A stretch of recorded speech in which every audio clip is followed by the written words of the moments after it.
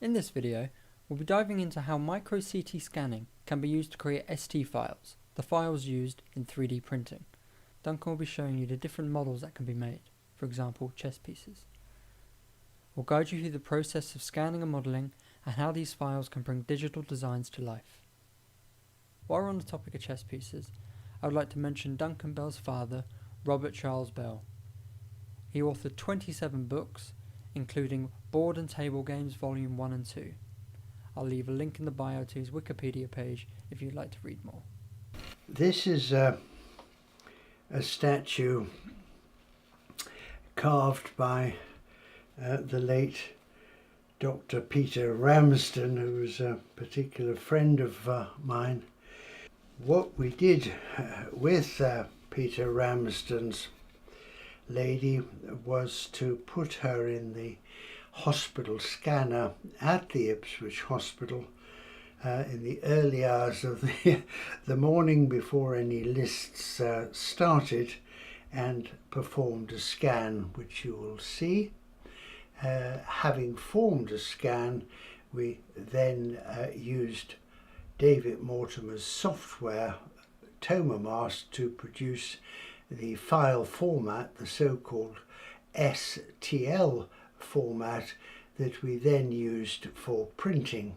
And separately we'll look at some of the prints that we've produced, including ones made of plastic and glass, and in a moment, George, when you look across, you'll see some made of metal.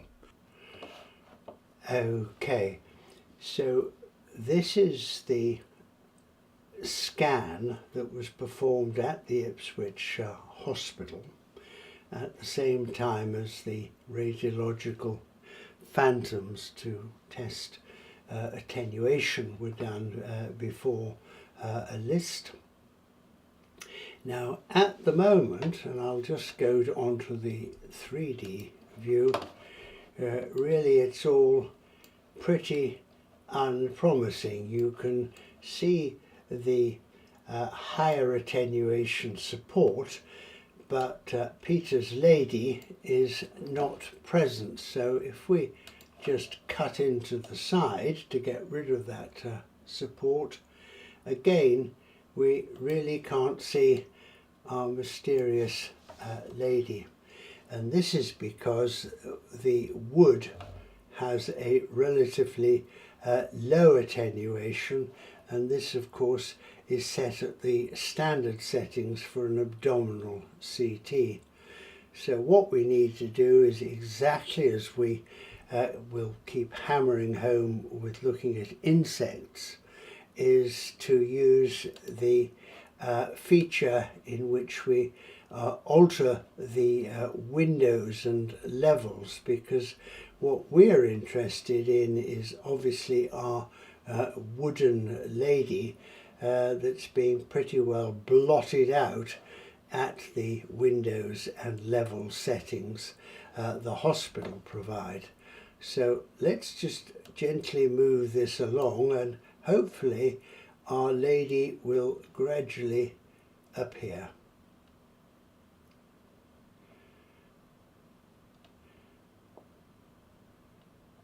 So there she is, and if I just spin her around and possibly get rid of this side as well,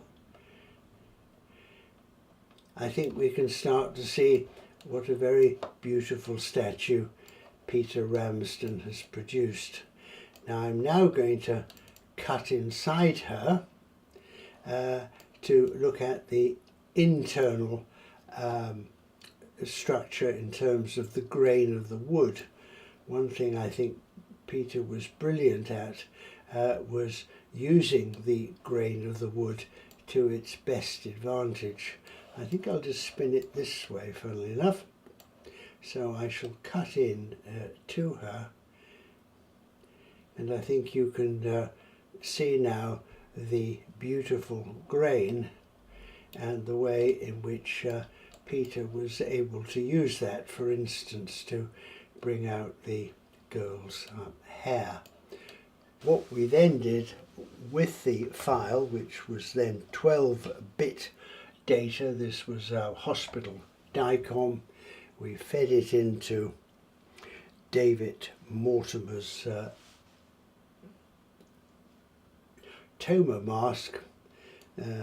We asked the software to produce an STL file, the file for 3D printing, and we'll see some of the results of that in a moment.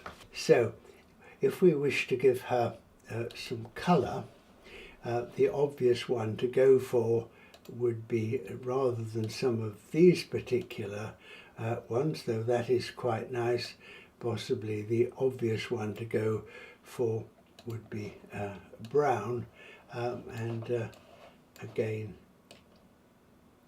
we can see that right. At about the same time as we were doing Peter's Lady, it occurred to us that we might be able to use the same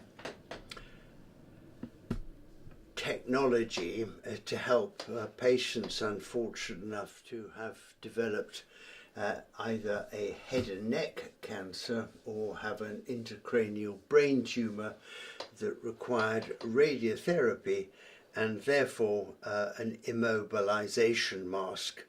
And we wondered whether, instead of having to have the patient fitted with a thermoplastic or polyethylene mask, we could do the same sort of thing that we did with Peter's Lady. In other words, we would take the CT or MRI scan and from that make a positive and, if you like, then a negative mask.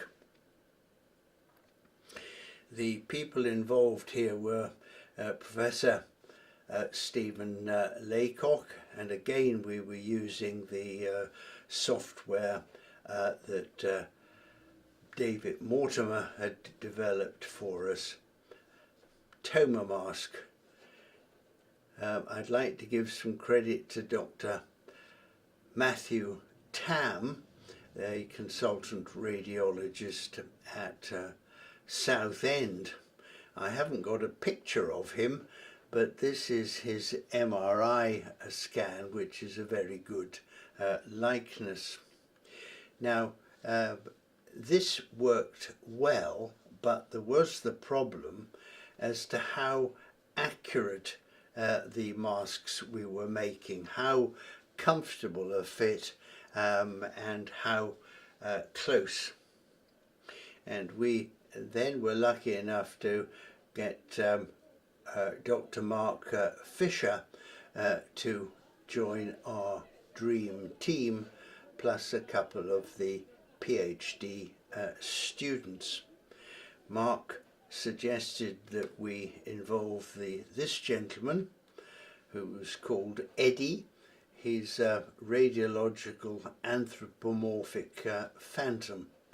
And so we put Eddie in the scanner at the Ipswich Hospital, and we produced files, and then we went through the sequence from left to right and right to left, and from that we're able to produce masks, and the answer was they fitted very nicely and compared extremely well with the normal masks that were made in the department.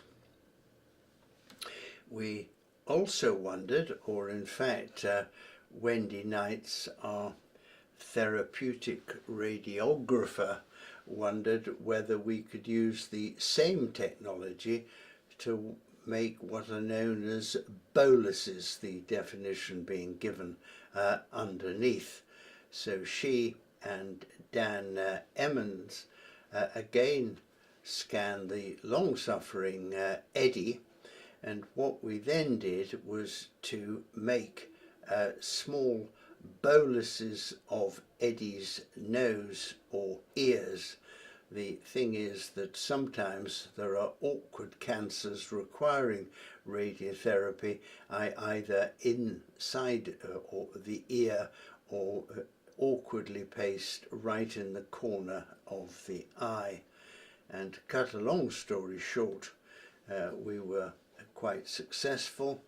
This is a bolus that's been made to fit into the ear of a patient with a squamous carcinoma.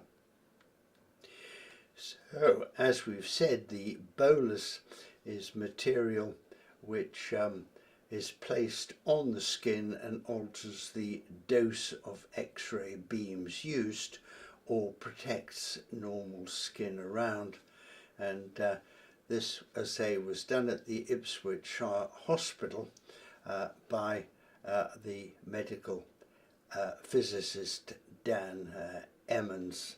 Having then looked at Peter Ramsden's lady using a hospital scanner to produce the STL, now we're going to do some work that we did with Dr. Stephen Laycock from the computer science department at UEA.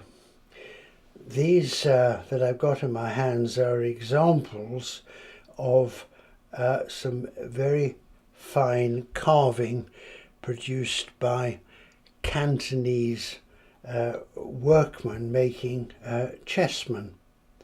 Now, one of the things that the Cantonese chessmen, the artists making them, the carvers, was to carve out the ball so there was a ball within a ball within a ball. And one of the things we wanted to know was how this fitted together. Now you can see that this is broken, and you can see some of the balls inside this. So we produced some scans, and then as the papers that are linked to this video show, we were able to take some of these broken chessmen. This one, for instance, just doesn't have its ball or its stand, and then we were able to reconstruct them at different sizes.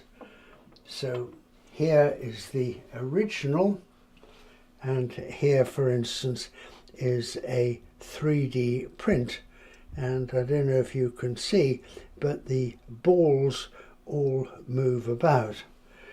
We can make these any size we want. So again, I hope you can notice that the balls will move. By combining